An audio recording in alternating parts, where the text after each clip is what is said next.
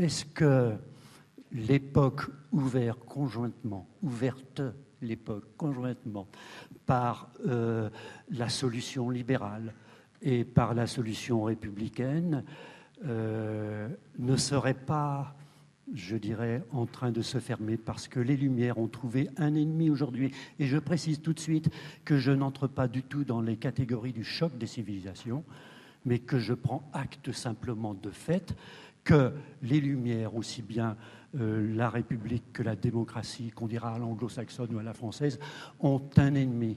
Et je ne dis pas du tout que c'est la civilisation musulmane. Je dis que cet ennemi, c'est l'islamisme terroriste et que nous avons actuellement un contexte politique intranational, mais aussi international, que nous ne pouvons pas oublier, que nous ne pouvons pas oublier de thématiser, de problématiser et de discuter, ne serait-ce que pour ce qui est de la distinction et de l'articulation de l'espace privé-public, par exemple la propagande djihadiste, etc. Et je pense qu'il faut que nous l'évoquions, et après nous allons donner la parole au public, si vous le voulez bien. Est-ce que l'un ou l'autre d'entre vous veut bien prendre la parole à ce propos? Oui, je veux bien. Quelques minutes, oui. Merci, Joël. Je pense que moi, je voudrais te dire, je suis un peu mal à l'aise devant cette hypertrophie du terme libéral. Le mot libéral, quelquefois, céder sur les mots, c'est céder sur les choses. Il ne faut pas céder sur les mots. Le mot libéral est profondément ambigu. Politique. Monsieur Gattaz est libéral. Moi, je ne suis pas du tout libéral comme lui. Libéralisme politique. Non, mais attendez. Quand monsieur Gattaz demande une rature massive du Code du travail et que, effectivement, notre gouvernement semble procéder à cette rature sous sa dictée, là, c'est une hypertrophie du libéralisme. Parce que, je répète, le chômeur en fin de droit n'est pas libre de ne pas signer ou de signer le contrat du travail. C'est une mystification que le déclarer libre, et c'est une mystification de dire qu'un contrat de travail se signe librement. C'est une mystification absolue parce qu'on fait abstraction du coefficient d'adversité des choses, comme disait Jean-Paul Sartre.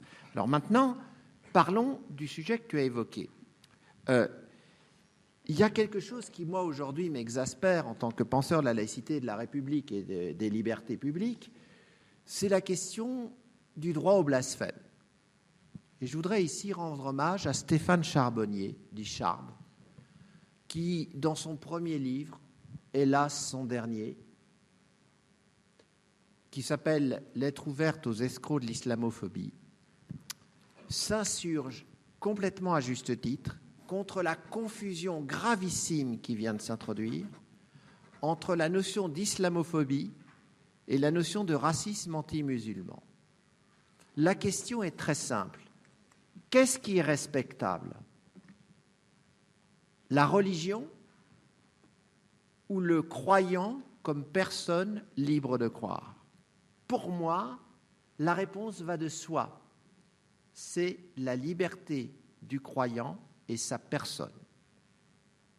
Mais du respect du croyant et de sa liberté ne découle pas, à mes yeux, le respect de sa croyance. Je rejette donc cette notion mystificatrice d'islamophobie, car le rejet par peur de l'islam ou de l'islamisme n'est pas un délit. En revanche, le fait de rejeter des personnes eu égard à leur religion, que j'appelle racisme, par exemple anti-musulman, est un délit. Nous ne pouvons pas appeler islamophobie le racisme anti-musulman, il faut continuer à l'appeler racisme anti-musulman. Quelqu'un qui met en cause une personne ou un groupe de personnes en raison de sa religion commet un délit raciste. Mais quelqu'un qui met en cause, comme le firent les amis et camarades de Charlie Hebdo, le fanatisme islamiste terroriste dont tu as parlé ne commet pas un délit. Et je suis assez stupéfait que le concept piège, frauduleux d'islamophobie soit aujourd'hui en voie d'installation pour culpabiliser toute critique d'une religion. Moi, dans mon dictionnaire à mots laïcité, j'ai écrit des articles « athéophobie », cathophobie, islamophobie. On a le droit d'être athéophobe. Peut-être qu'on n'a pas le droit de rejeter des citoyens en raison de leur athéisme. On a le droit d'être islamophobe, mais on n'a pas le droit de rejeter des citoyens de confession musulmane.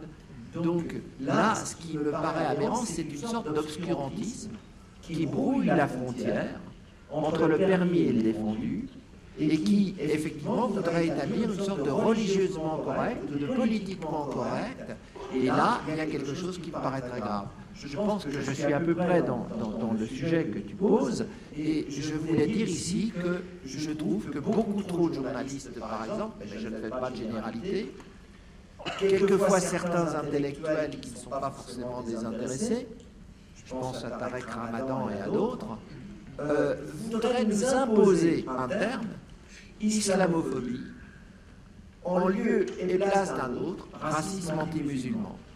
Pourquoi n'impose-t-on pas alors le terme cathophobie, le terme athéophobie? Ce serait évidemment absurde. Voilà, donc je voulais poser cette question parce qu'elle me préoccupe beaucoup. Merci. Juste avant de passer la parole à la salle, Monsieur Léonard, vous voulez... Oui, tu disais, est-ce que les Lumières ont affaire aujourd'hui, enfin l'héritage des Lumières a affaire aujourd'hui à un ennemi terrifiant, etc.